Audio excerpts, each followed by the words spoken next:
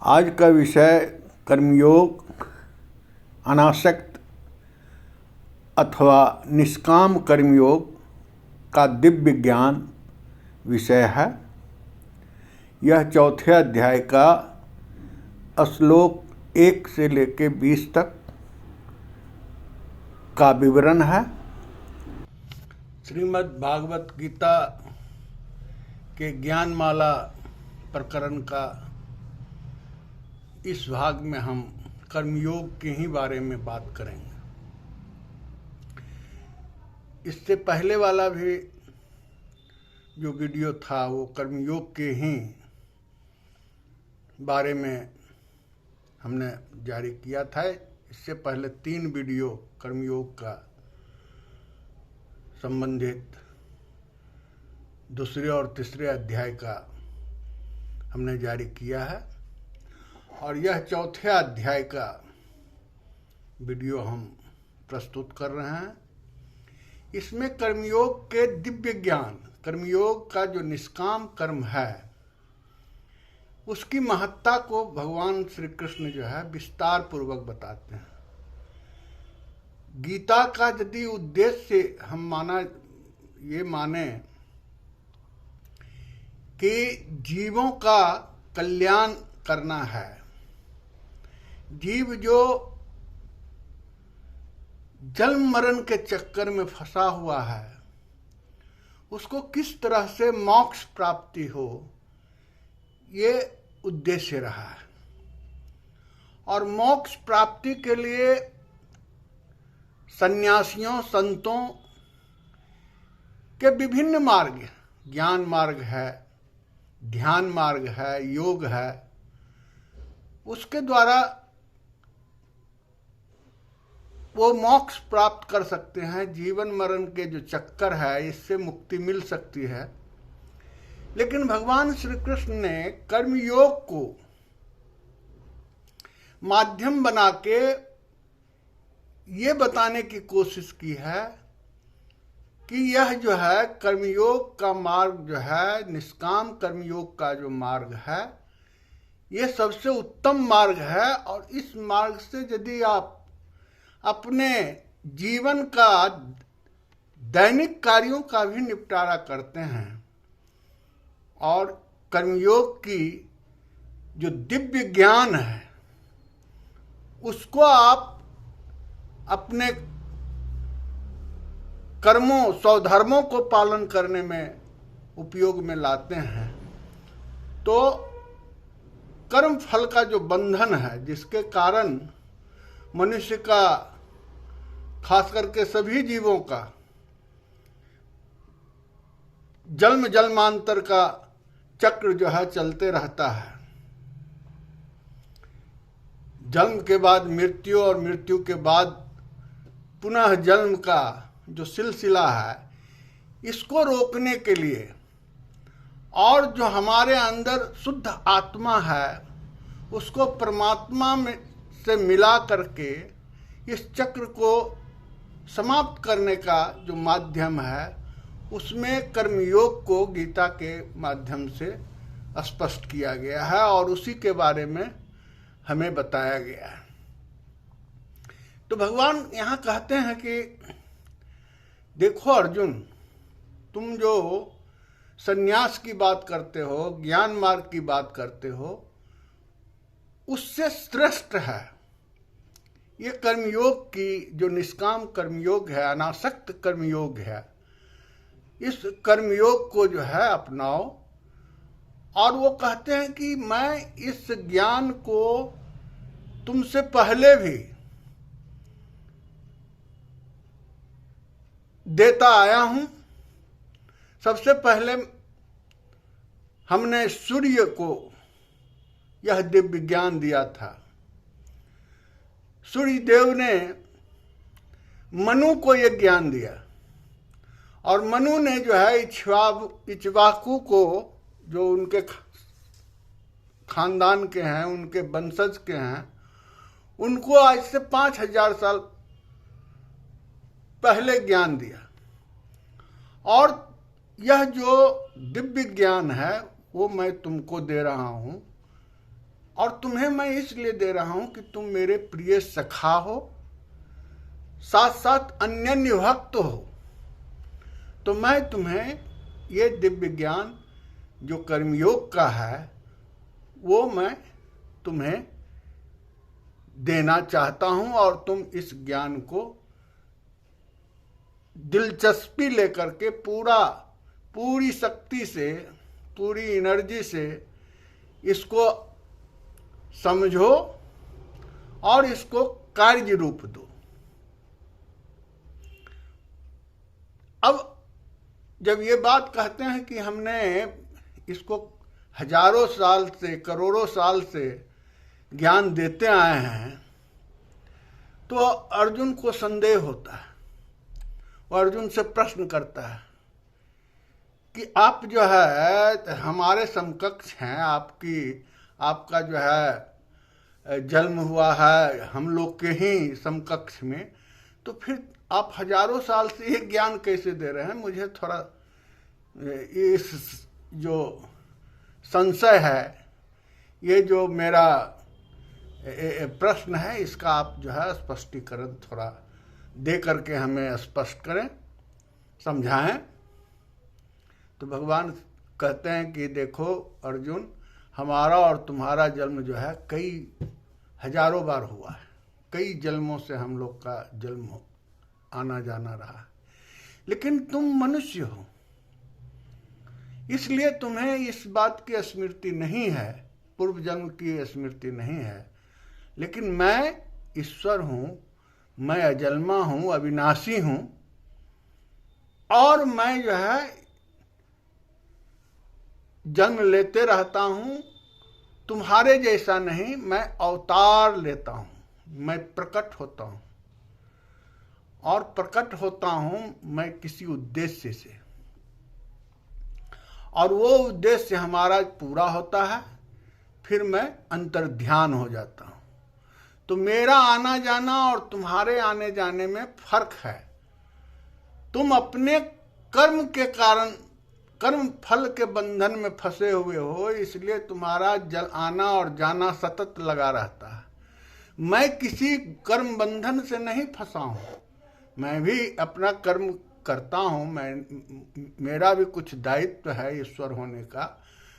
मैं भी संसार के लिए कुछ न कुछ उद्देश्य से प्रकट होता हूं, लेकिन मैं इसमें लिप्त नहीं होता हूं। इस संसार के माया जाल में मेरा इस लिप्त होना नहीं होता है। मैं जो है आता हूं अपना कुछ सर्टेन उद्देश्य, और उद्देश्य को पूरा करके मैं अंतर्ध्यान हो जाता हूं।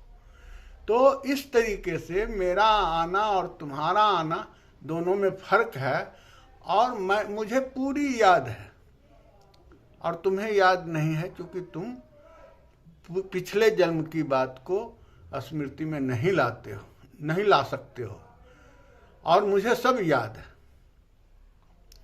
कहते हैं कि ये जो गुप्त ज्ञान है मैं तुम्हें इसलिए देता हूं कि तुम मेरे प्रिय सखा हो। और फिर भगवान जो है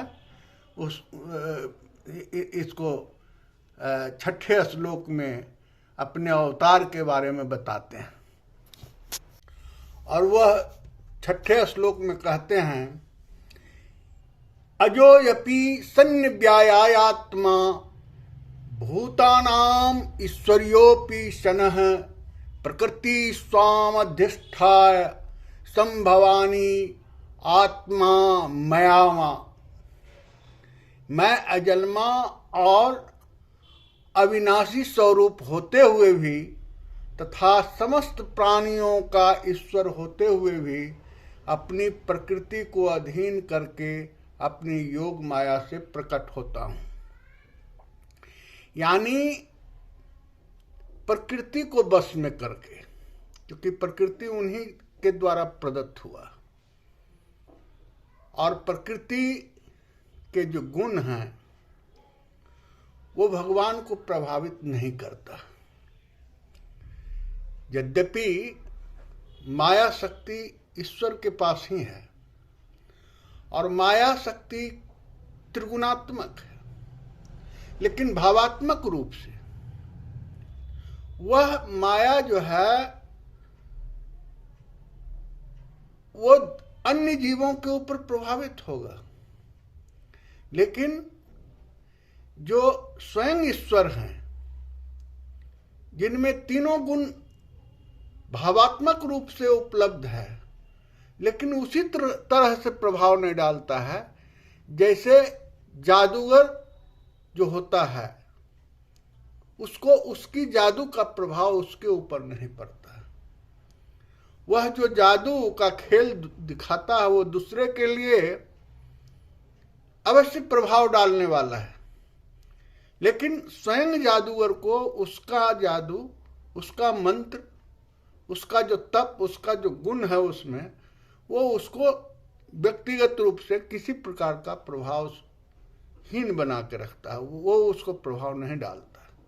उसी प्रकार से भगवान के पास माया शक्ति होने के कारण त्रिगुणात्मक जो प्रकृति का 3 गुण है वो उनके साथ भी उपलब्ध है, लेकिन उनके लिए प्रभाव का कारण नहीं है, बल्कि उसको भी वो बस में करके, यानी प्रकृति को बस में करने का, अधीन में करने का मकसद यह है कि माया शक्ति को अधीन में करके वह योग माया से अवतरित होते हैं, उनका अवतार होता है, वो प्रकट होते हैं।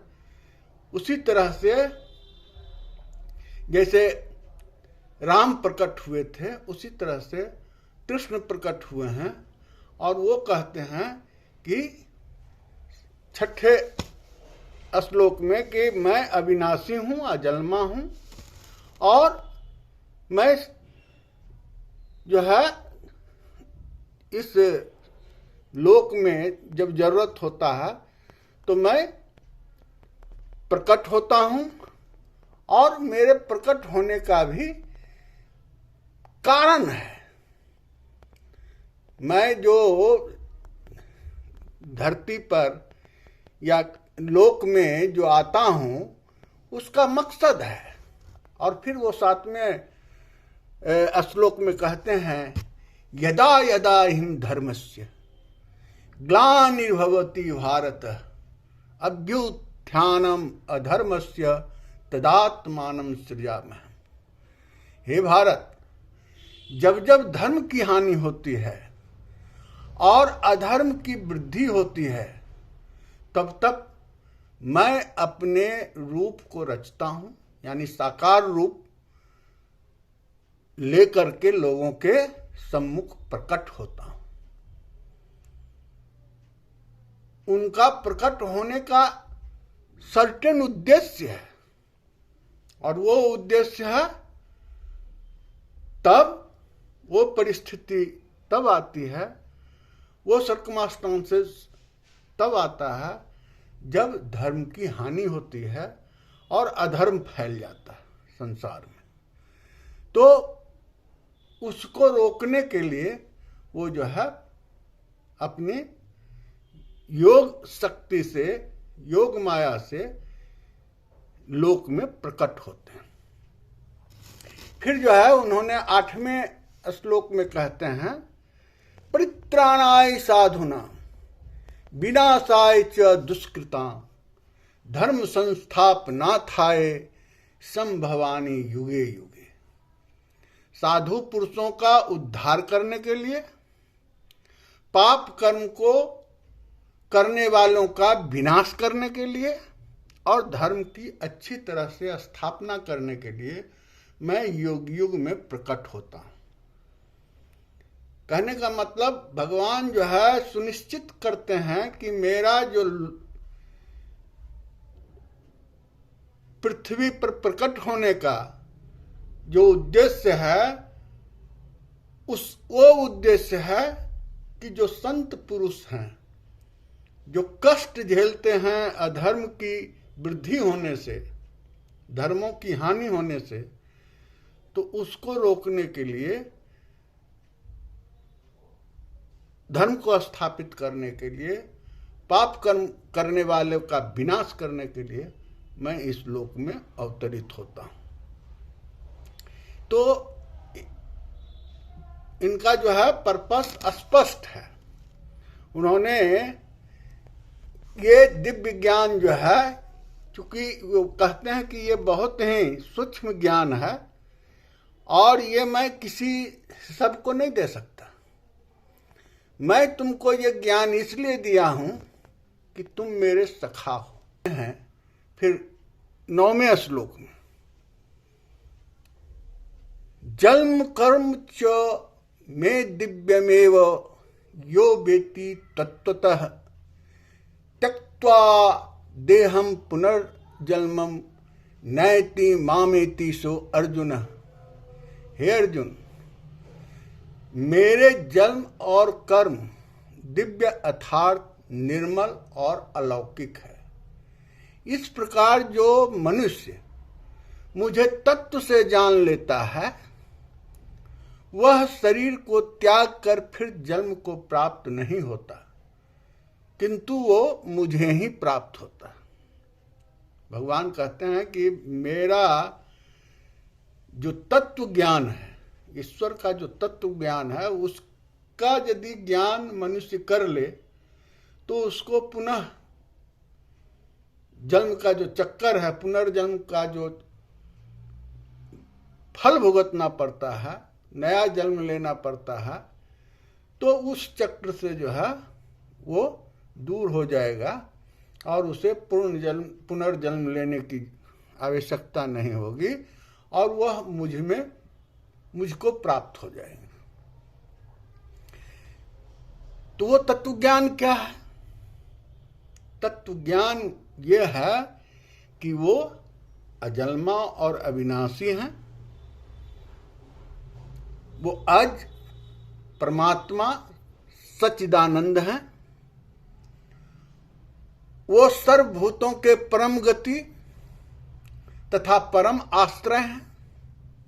वे केवल धर्म को संस्थापन करने और संसार को उद्धार करने के लिए ही अपनी योग माया का उपयोग करते हैं और सगुण रूप में प्रकट होते हैं। वो पतित पावन है। उनके जैसा परमेश्वर सुहृदय और प्रेमी कोई दूसरा हो ही नहीं सकता।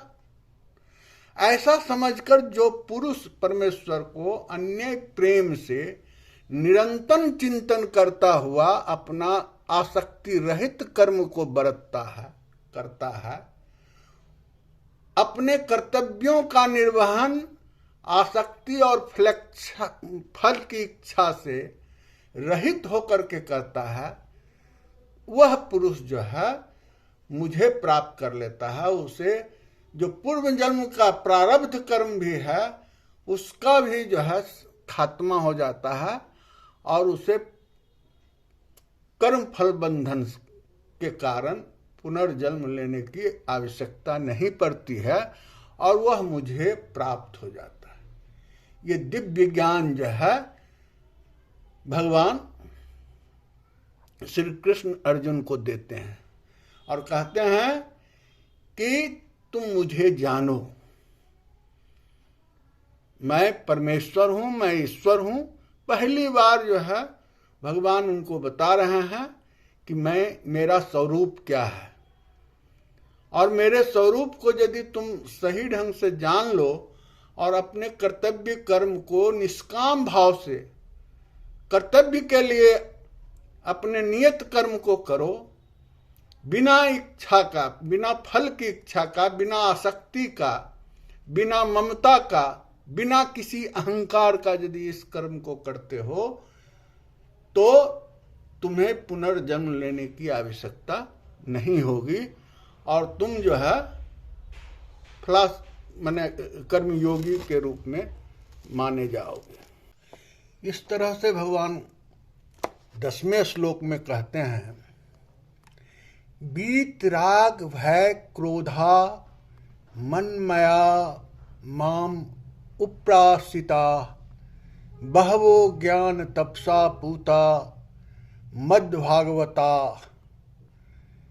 पहले भी जिसके राग भय और क्रोध सर्वथा नष्ट हो गए हैं और जो मुझ में अन्याय प्रेम पूर्वक स्थित रहते थे, ऐसे मेरे आश्रित रहने वाले बहुत से भक्त उपयुक्त ज्ञान रूप तप से पवित्र होकर मेरे स्वरूप को प्राप्त हो चुके हैं। भगवान कहते हैं कि जो जन्म मरण का चक्कर है, जो कर्म फल जिसका आधार है, उसके कारण मनुष्य जो है जन्म जन्मांतर तक इस लोक में आता है और जाता है। तो वो उदाहरण देते हैं कि इस तरह के बहुत सारे पुरुष जो है जिन्होंने मोक्ष प्राप्त किया, मुमुक्षु जिसको कहा जाता है, वो पहले भी मेरे आश्रय में आए, जिनका राग और भय, अक्रोध सभी तरह से नष्ट हो गया और उनका राग भय क्रोध नष्ट होने के बाद वह पुनः मेरे साथ प्रेम पूर्वक भक्ति के माध्यम से संपर्क में आए और फिर जो है वह हमारे होकर रह गए। फिर उनका कोई अगला जन्म नहीं हुआ, वो वैकुंठ को सिधार गए। तो भगवान यहाँ कहने का उनका तात्पर्य है कि जैसे पहले अर्जुन मेरे मुमुक्षु हुए हैं, उसी तरह से तू भी मेरा अनन्य भक्त है और तू भी बन जा और सीधे कर्म बंधन के चक्कर से जो है उबर जा। और फिर जो है वो कहते हैं कि मैं भी कुछ न कुछ करते रहता हूँ, मेरा भी कार्य जो है हमेशा चलता रहता है, लेकिन मैं उन कर्मों से लिप्त नहीं होता हूँ, मैं उसमें इन्वॉल्व नहीं होता। मेरा जो काम है वो मैं करता हूँ और अलिप्त भाव से, क्योंकि मेरे बिना किए मेरे भक्त कैसे रह सकते? मुझे तो उनके लिए काम करना है, मुझे अपने लिए कुछ नहीं, मुझे किसी तरह का फल नहीं चाहिए अपने कर्मों का, लेकिन मैं उनके कल्याण के लिए, अपने भक्तों के कल्याण के लिए तो कार्य करता ही रहता हूँ। जैसे उन्होंने एक उदाहरण दिया है 13वें श्लोक में और कहा कि चातुर्वण्य मया सृष्टम गुण कर्म विभाग स तस्य कर्तर्मर्पी माँ विद्वत कर्ता में हम। ब्राह्मण, क्षत्रिय, वैश्य और शूद्र 4 वर्णों का जो समूह गुण और कर्मों के विभाग पूर्वक मैंने जो बनाया, उस प्रकार उस सृष्टि रचनादि कर्म का जो कर्ता होने का मुझे गौरव है, उसका कोई असर मुझ अविनाशी परमेश्वर पर नहीं पड़ता और मैं अकर्ता के रूप में जाना जाता हूँ। मैं कर्ता नहीं हूँ। मैं ये विभाग बनाया भी, 4 वर्णों में अपने जीवों को मैंने बांटा भी, मनुष्यों को मैंने विभाजित भी किया, लेकिन ये मैं अकर्ता के रूप में किया। इसमें मेरा कोई करने का कोई मेरा अपना मकसद नहीं, मैं उनके भले के लिए, उनके कल्याण के लिए किया। और ये जो कर्म है ये मुझे लिप्त नहीं करते। भगवान कहते हैं 14वें श्लोक में, न मां कर्मणि लिम्बति न मे कर्म फले स्पृहा इति माम योजिनायति कर्म भिन्न सह बध्यते। कर्मों के फल में मेरी स्पृहा नहीं है, इसलिए मुझे कर्म लिप्त नहीं करते। इस प्रकार जो मुझे तत्व से जान लेता है वह भी कर्मों से नहीं बंधता। भगवान का कहना स्पष्ट है कि जो मैं कर्म करता हूँ वो किसी फल के लिए नहीं, बिल्कुल निष्काम भाव से। निष्काम का मतलब क्या? जिसका कोई कामना नहीं, कामना रहित जो कर्म होते हैं वो निष्काम है।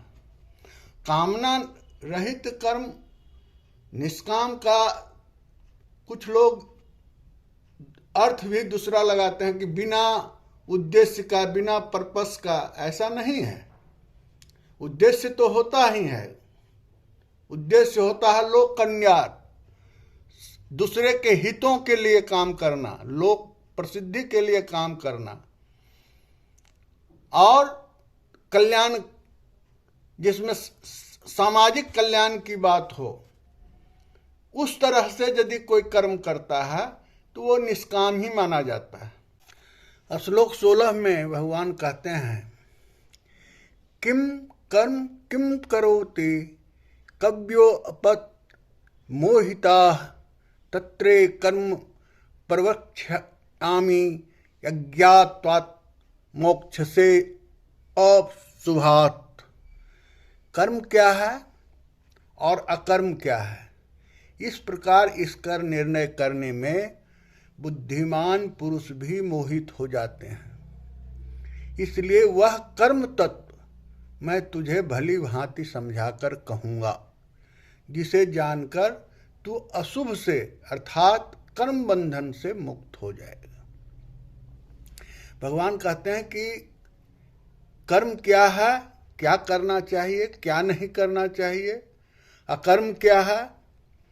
ये लोग जो है, जो पंडित लोग होते हैं, वो भी इसमें जो है वो इसको भली भांति समझने में असमर्थ हो जाते हैं।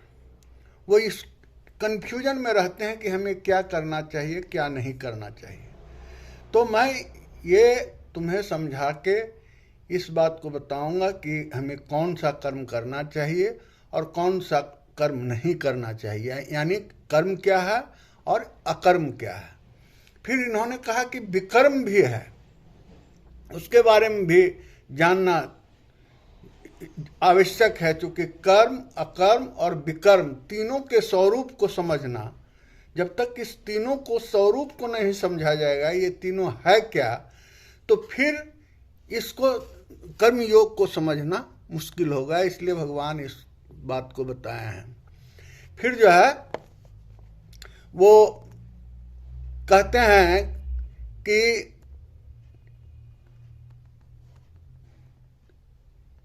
योगी या महात्मा या जो गृहस्थ है, वो भी या कोई भी जो कर्म को करता है, उसको कर्म के रहस्य के बारे में समझना होगा, तभी वो सही कर्म जो है कर सकता है। तो वो कहते हैं 18वें श्लोक में, कर्मण्यम कर्म यह पश्यदपि कर्मणि च कर्म यह सबुद्धि मानुष्येषु समुक्तम कृतस्न कर्म कृतः। जो मनुष्य कर्म में अकर्म देखता है और जो अकर्म में कर्म देखता है, वह मनुष्यों में बुद्धिमान है और वह योगी समस्त कर्मों को करने वाला है। कहते हैं कि जो कर्म और अकर्म, इस दोनों के रहस्य को समझना होगा।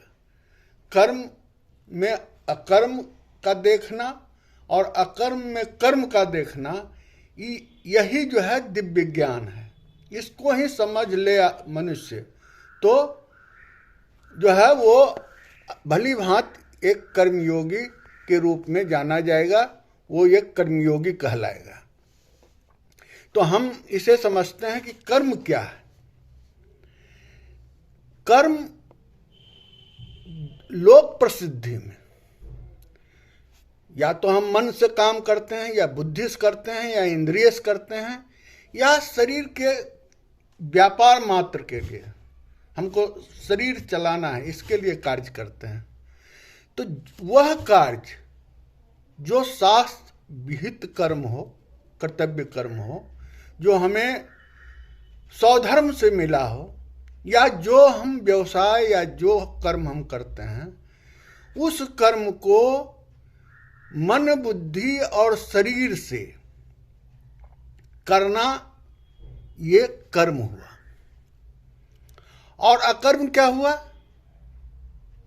इन सारे कर्मों को न करना, त्याग देना। चाहे लोग प्रसिद्धि में कर्म करना हो, मन हो या बुद्धि का कर्म हो या शरीर का कर्म हो, उसका त्याग करना कर्म है और करना कर्म है। और विकर्म क्या है? जो शास्त्र से निषिद्ध पाप कर्म है, वो विकर्म है। जो नहीं करना चाहिए, जिसको करने से पाप होता है, दूसरे को कष्ट पहुंचता है, हिंसा होती है, तो पाप का कर्म वो विकर्म है। तो कर्म वो जो हम अपने शरीर शुद्धि के लिए करते हैं, जीवन यापन के लिए करते हैं, मन से, कर्म से या वचन से, या लोक प्रसिद्धि के लिए काम करते हैं, ये सारे हमारे। और कर्म वो कहलाएगा जो हमारे स्वधर्म के अनुसार है, जो निहित कर्म, कर्तव्य कर्म है, वो कर्म हुआ। और इनका त्याग करना अकर्म हुआ। और जो शास्त्र निषिद्ध काम है, उसको जो है विकर्म कहते हैं। कोई हिंसा करता है, अनावश्यक चोरी करता है, किसी का खून करता है, ये सारा निषिद्ध पाप कर्म है, इसको विकर्म कहा जाता है। तो भगवान कहते हैं कि इसकी बारीकों को समझना है। और कर्म में अकर्म और अकर्म में कर्म, यही कर्म योग है। कर्म में अकर्म क्या है? तो जो आदमी कर्म करता है, शास्त्र विहित कर्म करता है, वह या तो अपना यज्ञ करेगा, दान करेगा, तप करेगा, या जो वर्णाश्रम के द्वारा हमें जीविका उत्पादन के लिए या शरीर निर्वहन के लिए जो काम करना है, वो कर्म हुआ। अब उस कर्म में यदि आसक्ति है, उस कर्म से आसक्ति है, या उस कर्म के फल से आसक्ति है, या उसके फल की इच्छा करते हैं, या उस फल के लिए हम किसी तरह का मोहग्रस्त होते हैं, ममता करते हैं, अहंकार होता है, फल प्राप्त करने के बाद अहंकार हो, या फल प्राप्ति करने के क्रम में हम, या कर्म करने के क्रम में अहंकार में हो, तो ये जो है यदि त्याग है तो निष्काम है, और यदि त्याग नहीं है तो सकाम। सकाम कर्म क्या है? हम फल के लिए काम करते हैं। हमें यज्ञ करना है, इंद्र को खुश करना है, हम यज्ञ करते हैं और इंद्र खुश होते हैं, वो बारिश कराते हैं, ये सकाम कर्म है। लेकिन निष्काम कर्म वो कर्म है जो हम किसी फल की इच्छा से नहीं करते। उस कर्म को करते हैं, ईश्वर के ऊपर सौंप देते हैं कि चाहे इसका फल जो भी हो, जब भी मिले, वो हमें ईश्वर से प्राप्त होगा। हम उस फल की इच्छा नहीं करेंगे और हम उस कर्म से आसक्त नहीं, उस फल के प्रति किसी तरह का मोह, ममता, राग, कामना न हो, और न ही कर्म करने का कोई अहंकार हो। ये निष्काम कर्म हुआ। तो जो निष्काम कर्म है उसके जो अकर्म की दिशा में चलता है, अकर्म की स्थिति पहुंचने के लिए निष्काम कर्म का प्रयोजन होता है। तो इस लोक में या परलोक में यदि फल भुगतने के लिए हम काम करें तो वो सकाम है, और यदि हम इसका त्याग करें कि हमें कोई सुख दुख नहीं चाहिए, तो निश्चित रूप से जो है वह हमारे पुनर्जन्म का कोई कारण नहीं बनेगा। मेरा यदि हम इस उद्देश्य से करें कि हमारा कोई उसके कर्म से आसक्ति नहीं, उसके फल से आसक्ति नहीं, हम सिर्फ कर्तव्य के लिए कर्म करते हैं, तो उससे हमें सुख हो या दुख हो, उसके बंधन से हम छुटकारा पाते हैं और जन्म मरण का जो पुनर्जन्म का हेतु बनता है उससे भी मुक्ति मिलती है। जो शुभाशुभ है कार्यों का यदि नाश करके संसार बंधन से मुक्त करने वाला निष्काम कर्म यदि किया जाए और इस रहस्य को जो समझ ले वो समझो कि कर्म को अकर्म के रूप में देखना है, न कर्ता होते हुए भी अकर्ता है। कर्ता होते हुए भी अकर्ता की स्थिति तभी आएगी जब वो अपने कर्म को उस कर्म फल को अपने ईश्वर के प्रति समर्पित करेगा, उसमें उस फल के प्रति कोई आसक्ति नहीं होगी, उसका कोई ममता नहीं होगा और न उसको उस कर्म करने का कोई अहंकार होगा। तो निश्चित रूप से उसको सुख हो या दुख हो उसकी कोई परवाह न होगी और वह जो है कर्म का जो फल होगा वह पुनर्जन्म का कारण नहीं बनेगा और वह जो है बुद्धिमान पुरुष है और यही बुद्धिमता जो है उसको कर्म से अकर्म की ओर दृष्टिगत कराता है और वो इस बात को भली भांति वो समझने में सक्षम हो जाता है। तो कर्म में अकर्म देखने वाले मनुष्य आसक्ति, फल इच्छा, ममता का त्याग करके शास्त्र विहित कर्मों को करने का आचरण करता है।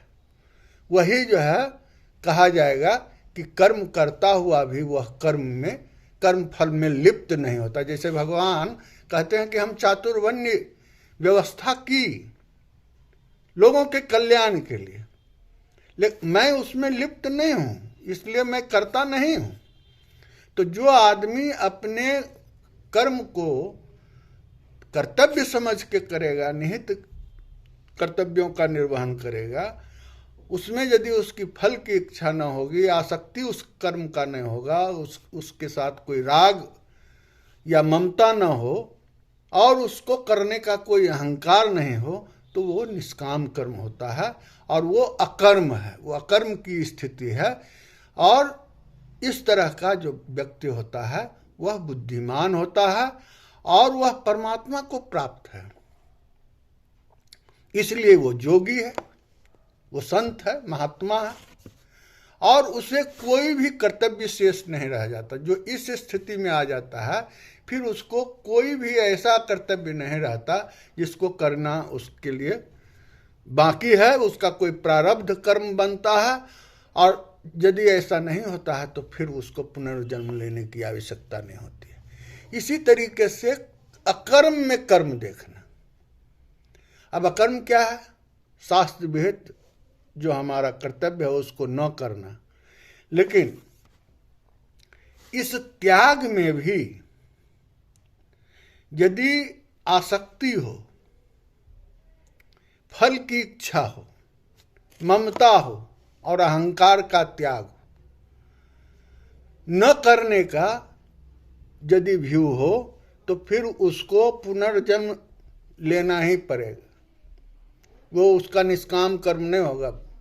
कर्म को न करना, त्याग कर देना, यदि आसक्ति समाप्त नहीं उसकी होती है, ममता और फल की इच्छा उसके अंदर अभी भी है, तो वो कर्म नहीं भी करेगा फिर भी उसको पुनर्जन्म से छुटकारा नहीं मिलने वाला है, क्योंकि कुछ न कुछ उसका प्रारब्ध कर्म रह जाएगा और उस प्रारब्ध कर्म के कारण पुनर्जन्म लेने की आवश्यकता पड़ेगी।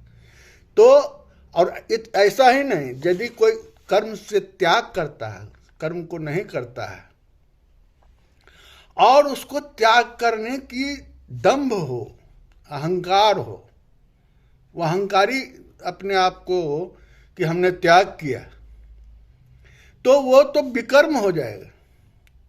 वो कर्म भी नहीं होगा, वो विकर्म हो जाएगा, पाप कर्म हो जाएगा। तो ऐसा त्याग नहीं। त्याग का मतलब जो और इसी रहस्य को समझना जो है अकर्म से कर्म की ओर है।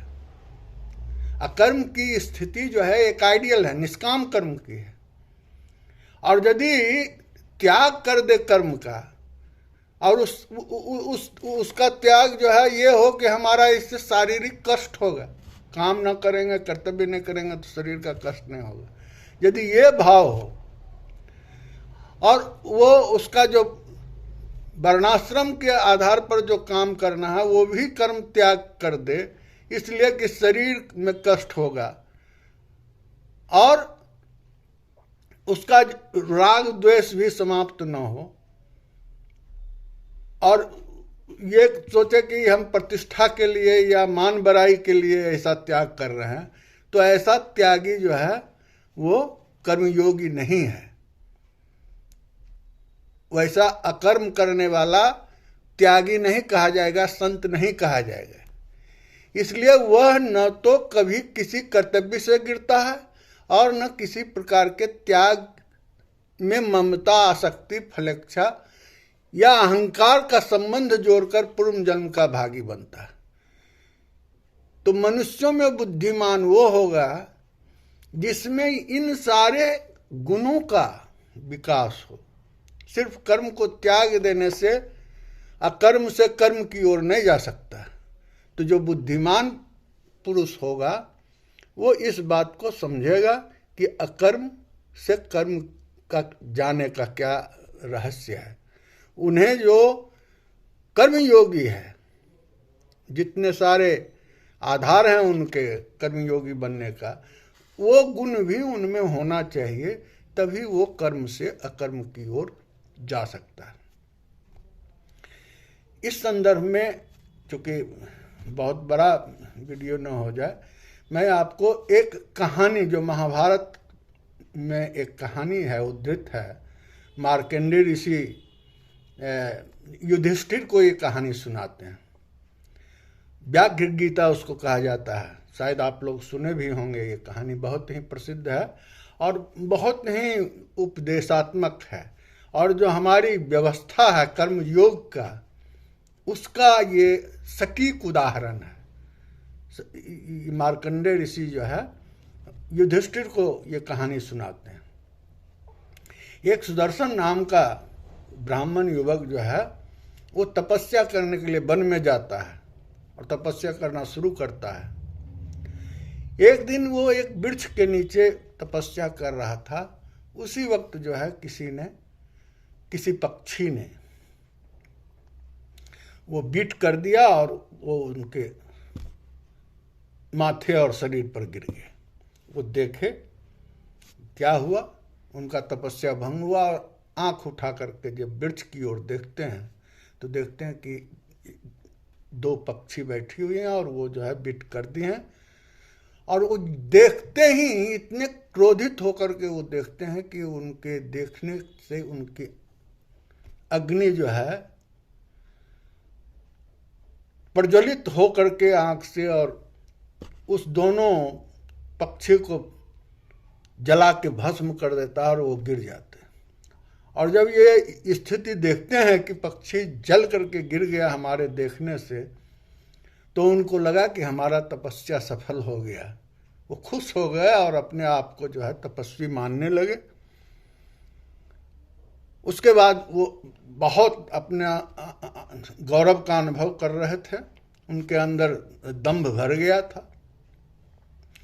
उसके बाद जो है वो एक गांव गए, भिक्षाटन करते थे खाने के लिए, शरीर के लिए तो कुछ कर्म करना ही था, संत भी थे। तो एक घर पर जाके खड़ा होकर के भिक्षा का मांग किया। एक बार किया, दो बार किया। उधर से एक औरत जो है उनको कही कि थोड़ा देर आप रुको महात्मा, मैं आ रही हूँ, आपको भिक्षा दूंगी। फिर जो है ये थोड़ा सा दंभ से बोले, तो फिर जो है वो कहते हैं कि तुम्हें इतना अहंकार क्यों है? मुझे पता है कि तुम अपने आंख की शक्ति से देख के जला देते हो, भस्म कर देते हो पक्षी को, मुझे मालूम है। और फिर थोड़ी देर ये जब सुनता है कि एक औरत जो जिससे अभी आज तक हमारी कोई मुलाकात नहीं है और हमने ये बखान भी कहीं नहीं किया, इसको कैसे जानकारी हो गई ये बात। फिर वो जो है जब आती हैं भिक्षा लेकर के, भिक्षा देती हैं तो कहती है, माता आप बताओ कि आपको ये कैसे मालूम हो गया कि मैं जिस क्रोध से जिसको देख लेता हूँ वो जल के राख हो जाता है। कहा मुझे मालूम है, अभी मैं अपने पति की सेवा में हूँ, बीमार पति की सेवा कर रहा हूँ, मुझे समय नहीं है। यदि तुम इसका रहस्य जानना चाहते हो तो अमुक गांव शहर में जाओ, वहाँ एक वैश्य है, उसने उसको पता बताया और कहा कि उससे आप पूछ लेना। वो संत सुदर्शन जो है वो गए उस शहर में, उस वैश्य से मिले। वैश्य जब देखा तो कहा, अच्छा आपको उस स्त्री ने भेजा होगा, आपने जो है वो आँख में ऐसी तप की हुई शक्ति है कि आप जिसको क्रोधित होकर के देखते हैं वो जल जाता है, वही संत है ना आप। ठहरिए, मैं आपको रुकना पड़ेगा, अभी तो सुबह हुआ, मैं शाम तक दुकान चलाऊंगा और तब जो है आपको हम इसके बारे में विस्तृत बातचीत करेंगे। उसको आश्चर्य हुआ संत को कि इसको कैसे मालूम हो गया हमारे अंदर जो ज्ञान और तप से जो हमने प्राप्त किया है ये। यस, फिर जो है वो कहा कि यदि आपको जल्दी हो महात्मा तो आप जो है एक व्याघ्र है, कसाई है, मांस काटने का काम करता है, उसके यहाँ आप चले जाओ, वो शायद आपको तुरंत बता दे। देखा कि यहाँ शाम तक बैठना है, चलते हैं वहाँ जब वो गए एक दूसरे जगह जहाँ मांस काटने का शिकारी जो है कसाई का काम करता था, उसके पास गए तो देखे कि वो तो अपने काम में व्यस्त है। फिर वो भी इनको देखते हुए कहता, अच्छा आप आ गए, आपको थोड़ी देर रुकना पड़ेगा, मुझे ये काम समाप्त करके आपके साथ चल, फिर आपसे बात करूँगा। फिर जो है वो थोड़ी देर बाद जो है अपना कुछ काम समाप्त करके उनके साथ उनको लेके अपने घर पर गए। घर पर वो उसका माता पिता जो है दोनों एक पलंग पर बैठे हुए थे। फिर वो जा कर के उनको प्रणाम किया, उसकी सेवा शुश्रूषा शुरू किया, उनको भोजन लगाया। फिर जो है महात्मा से कहा कि आप थोड़ा ठहरिए, चूँकि मेरा पहले तो पितृ देवी पूजा है, फिर माता पिता की सेवा है, फिर जो है गुरु की सेवा है, उसके बाद आपकी सेवा करेंगे, अतिथि आप हैं, तो आपका तो चौथा नंबर है, आप थोड़ा देर और ठहरिए। फिर जो है थोड़ी देर के बाद जो है वो आया और बैठा और कहा कि, तो उन्होंने जो है बताया रहस्य, वेदांत का रहस्य जो है, जो ब्रह्म और आत्मा क्या है और कैसे सृष्टि होती है, माया का क्या मकसद है और यह संसार जगत जीव क्या है, इसके बारे में वो बताया, कुछ बताना शुरू किया। और वही व्याघ्र गीता कहा जाता है, इसको महाभारत का ही एक अंग है, और व्याघ्र गीता का उन्होंने शुरुआत किया। फिर वो संत उनसे पूछा कि भाई आप कर्म तो करते हैं कसाई का, ये मांस काटने का, कहा कि इसमें क्या फर्क है, मेरा कर्म जो भी है, मैं गृहस्थ हूँ और मैं जो वर्णाश्रम से, हमारे माता पिता भी यही काम करते थे और मैं बचपन से ये काम कर रहा हूँ, अपना कर्म करता हूँ। जब तक मांस खाने वाला इस धरती पर रहेगा तब तक तो कोई न कोई इसको काटेगा ही, और है इसलिए मैं ये काम कर रहा हूँ और मुझे इस काम में बहुत आनंद है। लेकिन ज्ञान और भगवान इस कर्म के ही द्वारा पाया जाता है। हम निष्काम कर्म करते हैं, वो वैश्य भी है, वो भी निष्काम कर्म करता है। वो माता जो गृहस्थ आश्रम में अपने पति की सेवा कर रहा है वो भी निष्काम कर्मी है। तो इस तरीके से इस कहानी में जो गीता के नाम से महाभारत में कहा गया है, ये कहानी यह स्पष्ट करता है कि हम चाहे जो भी व्यवसाय करें, हमारा चाहे जो भी स्वभाव है, जो भी संस्कार है, उसको हम ईश्वर समर्पित करके अपने कर्म फल को, कि वो हमें फल देगा, फलाशक्ति न हो, हम उनको ध्यान करके अपने कर्म को करें। कर्तव्य समझ के कर्म को करना, ड्यूटी फॉर ड्यूटी टू सेक जो कांट भी कहा है पश्चिमी दार्शनिक, उसको समझ के हमें करना है, और यही निष्काम कर्म है। इसी तरीके से हम आगे और भी इस विषय को अगले वीडियो में वर्णित करेंगे। धन्यवाद।